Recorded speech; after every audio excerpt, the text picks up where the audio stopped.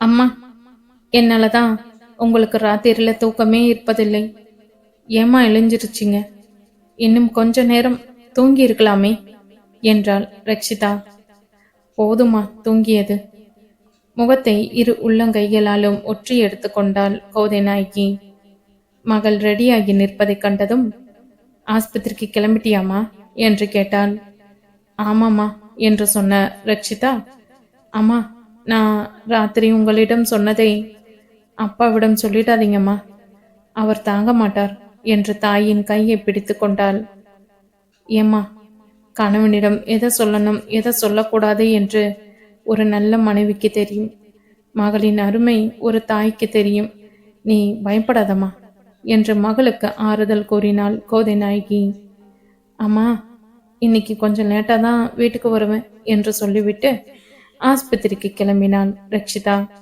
வெளியில் கிளம்பும் போது அப்பாவின் மீசையை முறுக்கி விட்டு குறும்பு செய்வதை எல்லாம் மறந்து போனாள் ரக்ஷிதா. வேதனையோடு மகள் ஆஸ்பத்திரிக்கு கிளம்புவதை பார்த்து கோகுலகிருஷ்ணன் உடைந்து போனார். ஏமா, கார் தான் இருக்கிறதே, எடுத்துக்கிட்டு போயேன் என்றார் மகளிடம். இல்லப்பா, அண்ணன் போய்கிடட்டும், நான் ஆட்டோவில் போய்க்கிறேன் என்று தந்தையின் மறுபேச்சுக்கு இடம் தராமல் புறப்பட்டு விட்டாள். தாய் வீட்டில் இருந்த நாளெல்லாம் ரக்ஷிதா ஒரு நடப்பிடமாக தான் உழவி கொண்டிருந்தாள். அவள் உடல்தான் இங்கு இருந்ததே தவிர நினைவெல்லாம் த்ரீலோக் மீதே இருந்தது.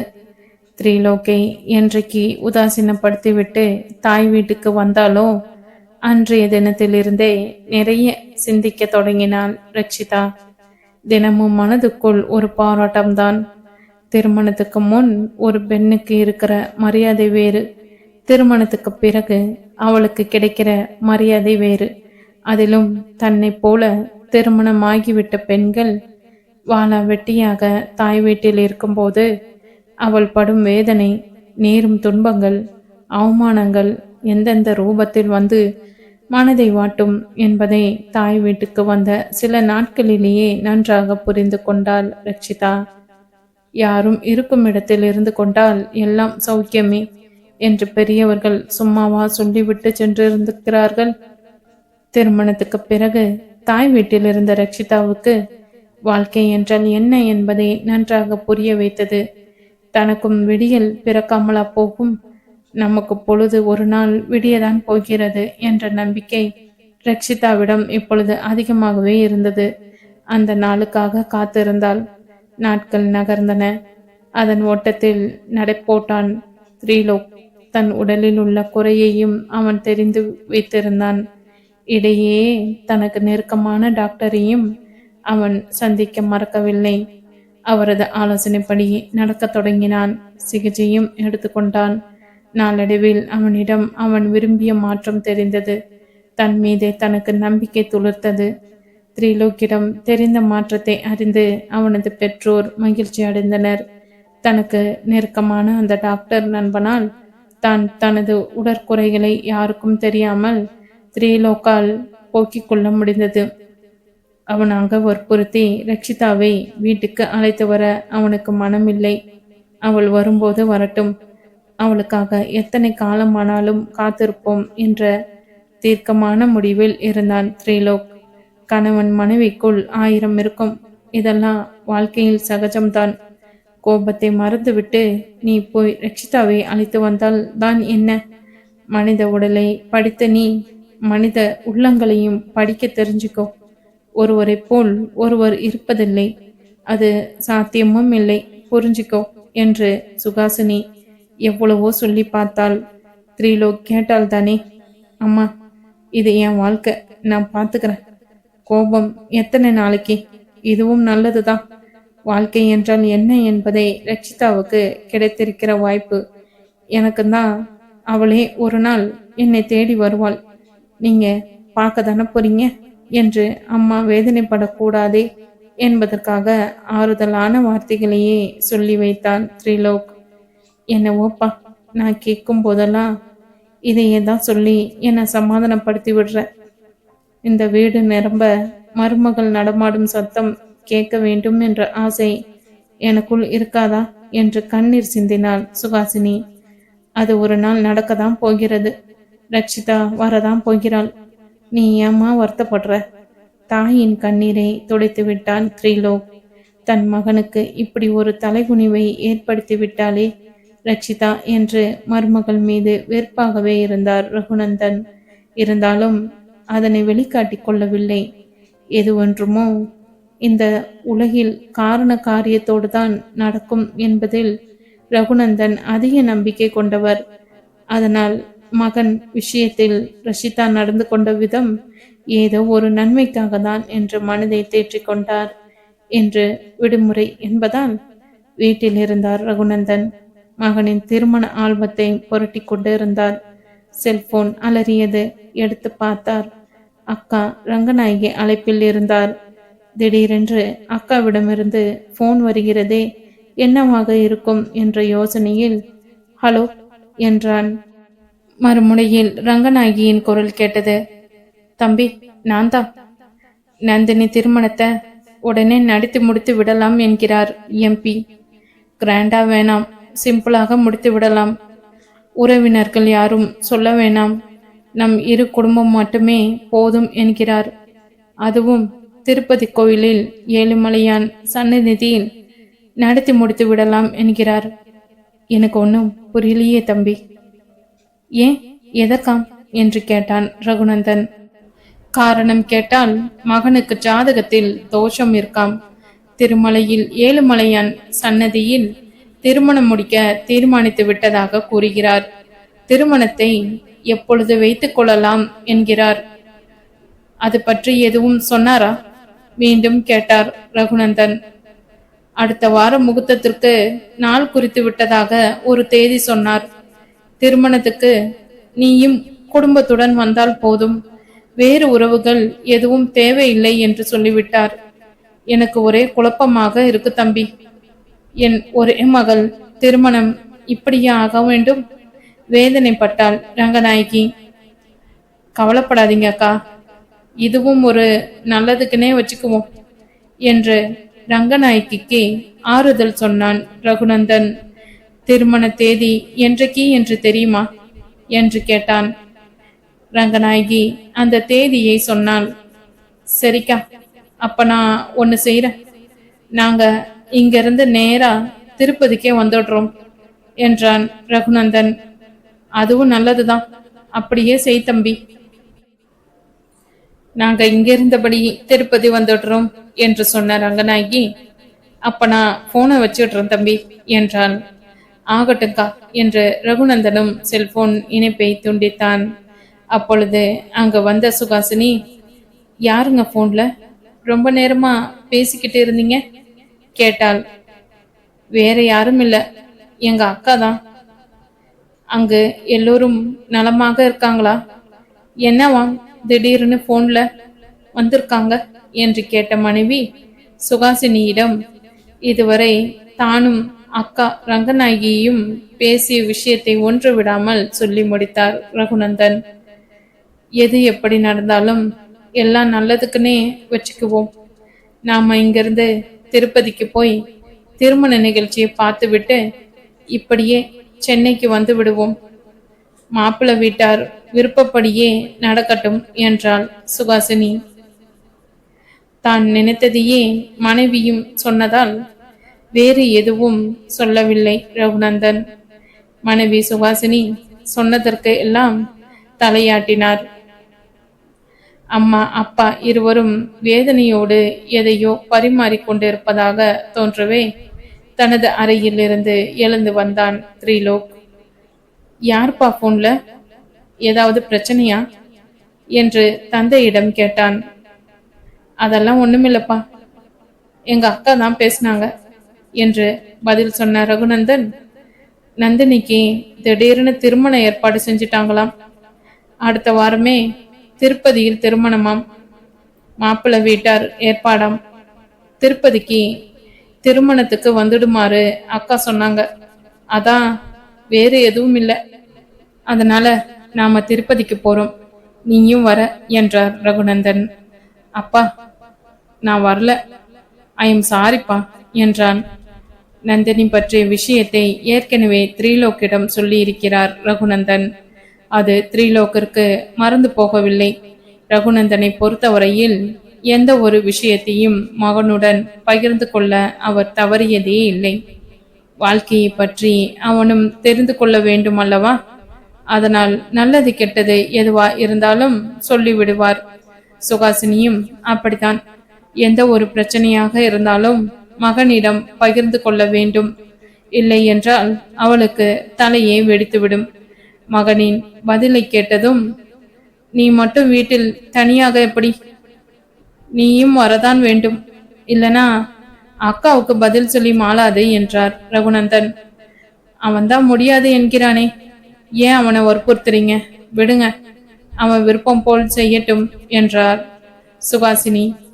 த்ரீலோக் எதுவும் பேசவில்லை, அமைதியாக இருந்தான். பொழுது விடிந்தால் திருமணம்.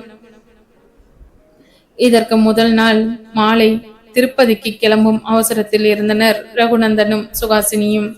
த்ரீலோக் வரவில்லை என்று பிடிவாதமாக சொல்லிவிட்டதால், வீட்டை பார்த்துக்கோ பத்திரமா என்று கூறிவிட்டு ரகுநந்தனும் சுகாசினியும் திருப்பதிக்கு புறப்பட்டனர்.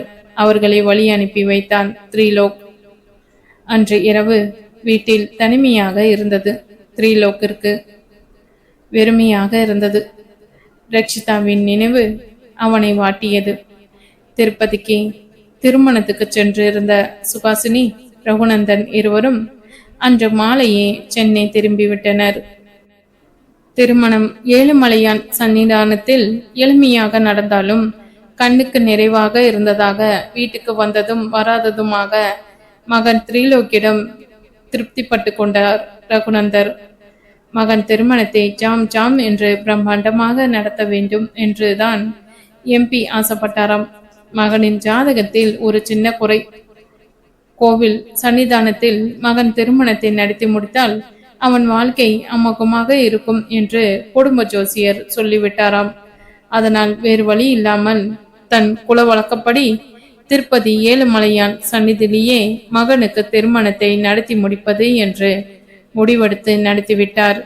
எம்பி, எது எப்படியோ நம்ம வீட்டு பொண்ணு சந்தோஷமா வாழ்ந்தா அதுவே போதும் என்று மகிழ்ச்சியை மகனுடன் பகிர்ந்து கொண்டார் ரகுநந்தன். இந்தப்பா திருப்பதி பிரசாத லட்டு என்று மகன் கையில் கொடுத்தார். திருப்பதி பிரசாதத்தை பவ்யமாக வாங்கி கண்ணில் ஊற்றிக்கொண்டான் த்ரீலோக்.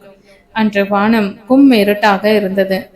திரண்டு உருண்ட கருத்த மேகம் வெள்ளிமலை கம்பிகளை பூமிக்குள் பாய்ச்சி கொண்டு இருந்தது. இடையே மின்னல் வெட்டியது. ஜோவென பெய்த மலையை வீட்டின் போர்ட்டிகோவில் நின்றபடி பார்த்து கொண்டிருந்தாள் ரக்ஷிதா. அவள் முகத்தில் வாட்டம் தெரிந்தது. சும்மா எவ்வளவு நேரம்தான் இங்கேயே இருப்பவா? வாமா, உள்ளவா என அழைத்தார் கோகுலகிருஷ்ணன். தன்னுடைய ஒரே மகளின் நிலை இப்படி ஆகிவிட்டதே என்ற கவலை அவருக்கு. திரும்பி பார்த்த ரக்ஷிதாவின் கண்களில் கண்ணீர் மலை. மறைக்க முயன்றால் அவளால் அது முடியாமல் போனது. கோகுலகிருஷ்ணனுக்கு மனம் பேதலித்தது. என்ன நடந்து போச்சு? நீ அலற? வாழ்க்கையில் 1000 நடக்கும்.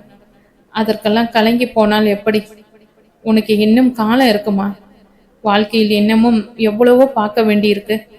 எது வந்தாலும் மனம் உடைந்து போய்விடக்கூடாது.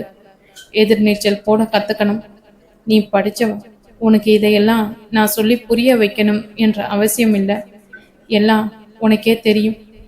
வாமா, வா, உள்ளே வா என்று மகளிடம் கெஞ்சினார். இல்லப்பா, நான் இன்னும் கொஞ்ச நேரம் இங்கேயே இருக்கேன், நீங்க போங்கப்பா என்றாள் ரக்ஷிதா. சாரல் அடிக்குது, உடையெல்லாம் வேறு ஈரமாகி இருக்குது. ஈர உடம்பு ஆகாதம்மா, ப்ளீஸ்பா, என்னை கொஞ்ச நேரம் தனியா இருக்க விடுங்க. இந்த மலை போல நானும் அழுது தீர்த்துடுறேன். அப்படியாவது என் மனதில் உள்ள பாரம் குறைதான்னு பார்க்கறேன். ரக்ஷிதா வாய் விட்டு கதறியே விட்டாள். மகளின் பரிதவிப்பை கோகுலகிருஷ்ணனால் தாங்கிக் கொள்ள முடியவில்லை. வீட்டுக்குள் நுழைய போனவர் திரும்பி பார்க்கவும், அடிக்கடி பார்த்த அந்த பழக்கமான கார் வீட்டு காம்பவுண்டுக்கு வெளியே வாசலுக்கு நேராக வந்து நிற்கவும் சரியாக இருந்தது. காரின் முன்பக்க கண்ணாடியில் பட்டு தெரித்த மழை நீரை இந்த பக்கமும் அந்த பக்கமும் அசைத்தவாறு துடைத்து விழித்து கொண்டிருந்தது வைப்ரேட்டர். இருந்தாலும் தொடர்ந்து கொட்டிய மழை நீரில் கார் கண்ணாடி முழுவதும் தெப்பமாக நனைந்தபடியே இருந்தது.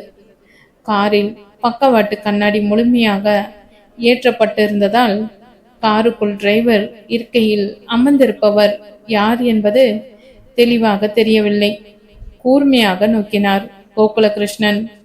காருக்குள் அமர்ந்திருப்பது யார் என்பது ஊர்ஜிதமானது. ஐயோ மாப்பிள்ள, த்ரீலோ, ஏன் இப்படி கொட்டும் மலையில்? கோகுலகிருஷ்ணன் வாய்விட்டு அலறியே விட்டார். ரக்ஷிதா, வெளியே காரில் மாப்பிள்ள மகளிடம் காரை சுட்டி காட்டினார். இதை அவள் காதில் வாங்கி கொண்டவளாகவே தெரியவில்லை. முகத்தை வேறு பக்கம் திருப்பிக் கொண்டாள். ரக்ஷிதா இன்னமும் கோபமாக தான் இருக்கிறாள் என்பது கோகுலகிருஷ்ணனுக்கு புரிந்தது. உன்னை என்ன சொல்றதுன்னே தெரியலையே. தலையில் அடித்து கொண்டார். குடையை தலைக்கு மேலே விரித்து வாசற்படியில் இறங்கி மலையில் நனைந்தபடியே காரை நோக்கி ஓடினார் கோகுலகிருஷ்ணன். ஓடி வருவதை பார்த்ததும் கார் கண்ணாடியை கீழே இறக்கினான் த்ரீலோக். என்ன மாப்பிள்ள இது, இந்த மழை நேரத்துல இப்படி? கீழே இறங்கி விடப்பட்ட கண்ணாடி வழியாக தலையை நீட்டி த்ரீலோக்கிடம் கேட்டார் கோகுலகிருஷ்ணன். இந்த மலையில் வீட்டுக்கு வெளியே ஏன் நிற்கணும்? வீட்டுக்கு வாங்க என்று அழைத்தார். வேறு பக்கமாக திரும்பி நிற்ந்த ரக்ஷிதாவின் பார்வை மட்டும் கார் பக்கமாக திரும்பவே இல்லை. மாப்பிள்ள, ரக்ஷிதாவுக்கு என்ன ஆச்சுன்னே தெரியல. எதுவுமே சொல்ல மாட்டேங்கிறா. அவ ஏதாவது தவறு செய்திருந்தா என் மகளுக்காக நான் உங்ககிட்ட மன்னிப்பு கேட்கிறேன் என்று த்ரீலோக்கிடம் கெஞ்சினார் கோகுலகிருஷ்ணன். ஐயோ, நீங்க ஏன் மன்னிப்பு கேட்கணும்? உங்க மக மீது எந்த தப்பும் இல்லை. என் மேல தான் தவறு இருக்கிறது. மேலும் எதையோ சொல்ல வாய் எடுத்தான் த்ரீலோக். ஆனால் ஏதோ ஒன்று அவனை தடுத்தது. மௌனமாகிவிட்டான். வீடு வரை வந்துட்டீங்க, வாங்க வீட்டுக்குள்ளார போய் பேசுவோம் அழைத்தார் கோகுலகிருஷ்ணன்.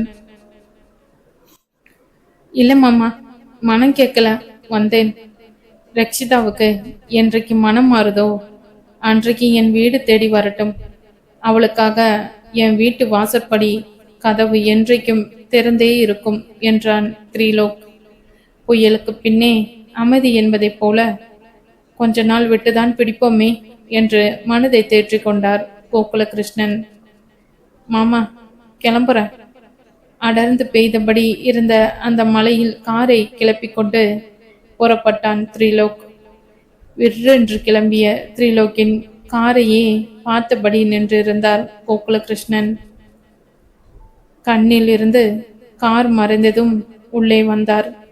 அப்பொழுது ரக்ஷிதா போர்ட்டிகோவில் நின்று மலையையே வெறுத்தபடியே பார்த்து கொண்டிருந்தாள். அவளுக்குள்ளும் ஒரு வேதனை, வருத்தம் இருக்கத்தான் செய்தது. அதை தாயிடமோ தந்தையிடமோ பகிர்ந்து கொள்ளும் நிலையில் அவள் இல்லை. வீடு வரை வந்த மலையிலே த்ரீலோக் திரும்பி விட்டது கோகுலகிருஷ்ணனுக்கு மிகுந்த மனவேதனையே தந்தது. மகளை நோக்கி வந்தார். என்ன இருந்தாலும் இவ்வளவு பிடிவாதம் உனக்கு ஆகாதுமா? எவ்வளவு பெரிய மனம் இருந்தால் மாப்பிள்ளை உன்னை தேடி வீடு வரை வந்திருப்பார். உனக்கு ஏன் தான் இந்த பிடிவாதமோ? எனக்கு ஒன்றும் புரியல, வேதனைப்பட்டார் கோகுலகிருஷ்ணன். தந்தையின் கேள்விக்கே ரக்ஷிதாவிடமிருந்து எந்த பதிலும் இல்லை. மௌனமே பதிலாக கண்களில் மட்டும் துளி துளியாக கண்ணீர் துளிர்த்து கன்னத்தில் உருண்டு ஒளிந்தது. இதற்கு மேலும் மகளின் மனதை காயப்படுத்த கோகுலகிருஷ்ணனுக்கு மனமில்லை. வீட்டு படிகளை ஏறி நடந்தார். அவர் போனதும் கோதை நாயகி வந்தாள். அப்பதான் சொல்றாருல்ல, நீ உள்ள வந்தால்தான் என்ன, ஒரு பொண்ணுக்கு இவ்வளவு பிடிவாதம் ஆகாதுமா என்றாள் கோதை நாயகி. த்ரீலோக் காரில் வந்து வீட்டு முன் நின்றது.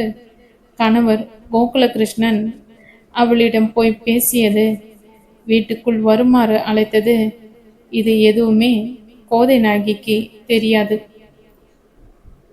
எதர்ச்சியாக வெளியில் எட்டி பார்த்தவள் போர்ட்டிகோவில் மலைச்சாரலில் நனைந்ததும் நனையாமல் நின்றிருந்த மகளை கணவர் கோகுலகிருஷ்ணன் வருத்தி வருத்தி அழைத்ததை பார்த்ததும் தான் மகளை கடிந்து கொண்டாள். என்னை ஏன் இப்படி ஆளுக்கு வந்து இம்சப்படுத்துறீங்க? வெளியில் வந்து நிற்க கூட எனக்கு உரிமை இல்லையா? நான் வீட்டில் இருக்கிறது பிடிக்கலன்னா சொல்லுங்க, நான் வெளியே போய் ஹாஸ்டல்ல தங்கிக்கிறேன். பொங்கி வெடித்தாள் ரட்சிதா. ஏமா கோவப்படுற? நீ ஒரு பெண் என்பதை மறந்துடாத. ஒரு ஆண் எப்படி வேண்டுமானாலும் இருக்கலாம். இந்த சமுதாயம் அவர்களை ஒன்றும் சொல்லாது. ஆனால் ஒரு பெண்ணால் அப்படியெல்லாம் இருக்க முடியாது. நீ ஹாஸ்டலில் போய் தங்க வேண்டும் என்று உனக்கு என்ன தலைவிதியா? அவங்களா உன்னை வீட்டை விட்டு விரட்டினாங்க? நீ தானே அங்க போக மாட்டேன்னு அடம் பிடிக்கிற. நீ வாழ வேண்டிய இடம் அங்க, உன் மாமியார் வீட்டில், இங்க இல்லை. அப்படி இருக்கும்போது நீ ஏமா ஹாஸ்டல்ல போய் தங்கணும்? மகளின் தலையில் கை வைத்தபடி வாஞ்சையோடு பேசினாள் கோதை நாயகி. நெருப்புல கூட வாழலாம், என்னால வெறுப்புல வாழ முடியாதுமா, அழுதாள் ரட்சிதா. அம்மா, நான் சொல்றேன்னு கோபிச்சிக்காத. ஒரு ஆம்பளை வேட்டியை அவிழ்த்து போட்டு விட்டு ரோட்ல கூட நடக்கலாம். ஆனா ஒரு பொம்பளையால எடுத்து சொருகிய முந்தானிய அவிழ்த்து விட்டு நடந்து போக முடியுமா? பார்க்குறவங்க என்ன சொல்லுவாங்க? இல்லை, அப்படி செய்யதான் ஒரு பெண்ணால் முடியுமா? முடியாது இல்லையா? பொண்ணா பொருந்து விட்ட பொறுமை ரொம்ப முக்கியம். பொறுமையா இருந்தால்தான் எதையும் சாதிக்கலாம். தாயின் வார்த்தைகள் ரட்சிதாவுக்கு அவள் செய்தது தவறு என்பதை முதல் தடவையாக உணர்த்தியது. அற்ப உணர்ச்சிக்காக உன்னதமான வாழ்க்கையையே சீர்குலைத்துக் கொள்வதா? அவள் மனதுக்குள் ஏதோ ஒன்று உரைத்தது. சுய நினைவுக்கு வந்தாள். என்னை என்னதாம்மா செய்ய சொல்ற? தாயின் முகத்தையே பார்த்தாள். இதப்பார், நம்ம வீட்லையும் ஒருத்தி வாழ வந்திருக்கா. அவ உன்னை ஒரு மாதிரியா பார்க்கறத ஒரு தாயாக என்னால சகிச்சிக்க முடியாது. நாம இருக்க வேண்டிய இடத்துல இருந்தாதான் நமக்கு பெருமை. இல்லைனா தூற்றிடுவாங்க. நானும் உங்க அப்பாவும் உனக்காக எவ்வளவு வேணுனாலும் பொறுத்துக்கலாம், தாங்கிக்கலாம். ஏன்னா நாங்க உன்னை பெத்தவங்க. ஆனால் மற்றவங்க அப்படி இல்லை. எப்படிடா கீழே விழுவாங்க, கை கொட்டி சிரிக்கலாம்னு தான் காத்திருப்பாங்க. அதற்கு நாம இடம் கொடுத்துட கூடாதுமா. மலடி என்ற பட்டத்தை கூட தாங்கிக்கலாம். ஆனால் அவள் ஒரு வாழா வெட்டி என்ற பட்டத்தை மட்டும் ஒரு காலும் சுமக்க கூடாதுமா. அந்த பழி சொல் நெருப்ப கூட நெஞ்சை சுட்டெரித்து விடும். அந்த பேர் என் மகளுக்கு வந்துடக்கூடாதுமா. அந்த பயந்தாம எனக்கு உன்னை பார்க்கும் போதெல்லாம் வருகிறது, கதறினாள் கோதை நாயகி.